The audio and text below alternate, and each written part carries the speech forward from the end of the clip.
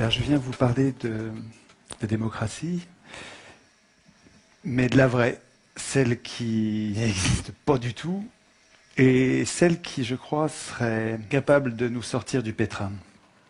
Depuis longtemps, depuis 2500 ans, avons besoin de mettre au-dessus de nous des représentants pour produire et appliquer un droit écrit qui nous protège contre l'arbitraire des plus forts. Donc ces gens-là sont très utiles, évidemment. Ils produisent un droit dont nous avons besoin pour pacifier notre société. Mais en même temps, ils sont très dangereux. C'est-à-dire que si jamais ils se mettent à abuser, s'ils se mettent à servir les intérêts d'une caste au lieu de servir l'intérêt général, ou s'ils se mettent à abuser du pouvoir en devenant fous, puisque le pouvoir les rend fous systématiquement. Oui, ça fait 2500 ans qu'on sait ça, quoi. Hein. Le pouvoir rend fou, tous les pouvoirs ont une tendance à abuser. Toujours. Montesquieu. C'est comme une loi physique implacable. Et il y a une idée géniale pour nous protéger de ça, c'est la Constitution. Alors la Constitution, qu'est-ce que c'est? C'est un texte qui est au-dessus des pouvoirs et qui ne sert pas du tout à organiser les pouvoirs. Les pouvoirs n'ont pas besoin de nous pour s'organiser, pas du tout. La Constitution, tous les citoyens devraient savoir ça. La Constitution, ça sert à affaiblir les pouvoirs. Ça sert à inquiéter les pouvoirs pour nous protéger, nous. Nous protéger, nous, contre les abus de pouvoir. Mais attendez, si les représentants doivent craindre la Constitution, il ne faut pas qu'ils l'écrivent eux-mêmes. Sinon, s'ils l'écrivent eux-mêmes, ils vont programmer leur puissance et notre impuissance. Enfin, un enfant comprend ça. Donc l'idée centrale, mais vraiment c'est une idée essentielle, c'est que c'est pas aux hommes au pouvoir d'écrire les règles du pouvoir, et c'est pas à eux, il faut pas attendre que ce soit eux qui renoncent à écrire le pouvoir, ils renoncera jamais, la solution elle viendra pas d'eux, elle viendra de nous, c'est à nous de leur interdire d'écrire les constitutions. Ça c'est vraiment l'idée, à mon avis, l'idée essentielle qui nous manque. Un citoyen c'est autonome, ça vote, il vote lui-même ses lois. Moi je suis un simple électeur. C'est-à-dire, je suis hétéronome. Je subis la loi écrite par quelqu'un d'autre. Nous appeler citoyens, c'est nous payer de mots. On se la pète, mais on n'est rien du tout. Qu'est-ce qu'on fait dans cette démocratie? Dans cette prétendue démocratie, qu'est-ce qu'on a comme droit? On a le droit de désigner des maîtres politiques qui vont tout décider à notre place pendant 5 ans. On les désigne parmi des gens qu'on n'a même pas choisis. En plus, c'est les plus riches qui les choisissent. Et quand dans le cas éventuel où ils nous trahissent au dernier degré, on n'a pas le moindre moyen de résister.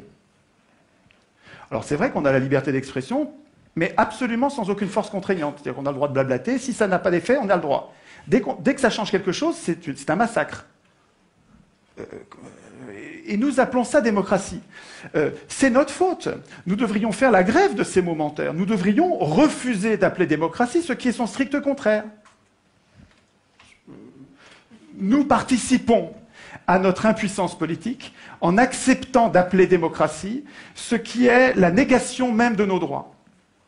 C'est-à-dire que quand on accepte d'appeler ça démocratie, on n'arrive même pas à formuler la solution. On a besoin de la démocratie, mais on n'arrive pas à le dire puisque le mot est pris par son contraire. C'est génial d'avoir inversé les mots, c'est du Big Brother, absolument. Hein. Ça ne s'est pas passé par hasard. C'était pas bien au début, en 1789, quand ça a commencé il y a 200 ans, et puis ça s'est pas dégradé, c'est pas du tout ça. Sieyès, un grand penseur de la Révolution française, une pointure, hein, je ne vous parle pas d'un second couteau, écrivait en 1789. Les citoyens, ouvrez les guillemets, hein, c'est Sieyès qui parle. Les citoyens qui se donnent à eux-mêmes des représentants ne peuvent pas écrire le droit, ne peuvent pas du tout, doivent renoncer à faire eux-mêmes les lois. Ils n'ont pas de volonté particulière à imposer. S'ils dictaient des volontés, la France ne serait plus cet État représentatif, ce serait un État démocratique. Le peuple, c'est toujours du Sieyès, hein, le peuple, je répète, dans un pays qui n'est pas une démocratie, et la France ne saurait l'être, le peuple ne peut parler, et ne peut agir que par ses représentants. Tiens, ce gars-là n'était pas un démocrate. Et il savait très bien ce que c'était la démocratie. Vous allez le voir dans un instant. Tout le monde savait, avant 1789, tout le monde savait, Montesquieu, Aristote, ils savaient tous que l'élection est aristocratique, donc oligarchique. Aristote le disait explicitement, je vous passe la citation. Montesquieu le disait aussi explicitement, je vous passe la citation. Vous irez sur le net pour chercher, il faut que je gagne du temps. Je voudrais insister, ça c'est super important. Il y a deux choses très importantes. Pendant 200 ans de tirage au sort à Athènes, où il y avait des riches et des pauvres. Ok, je sais qu'ils avaient mis de côté les esclaves, je sais qu'ils mettaient de côté les femmes. Je ne vous parle pas de ça, je vous parle des citoyens. Les citoyens de l'époque, il y avait des riches et des pauvres. Pendant 200 ans de tirage au sort, c'est les pauvres qui ont dirigé toujours. Toujours.